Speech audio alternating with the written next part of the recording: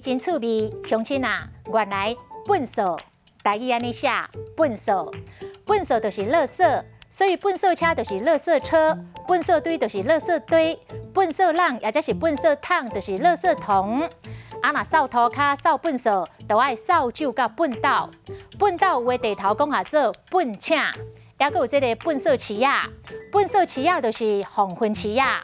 因为早前只有伫尾暗仔才来开市的菜市啊，大部分拢是来卖这个早市卖无了的货底，所以就互讲是粪扫池啊。回头过来讲这个粪扫，粪扫嘛会当用来批赏人机，批赏就是讽刺批评。人机就是道德败坏、品格低劣的人。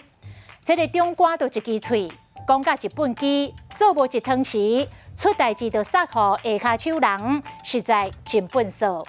今仔日的台语字粪扫，实在真趣味。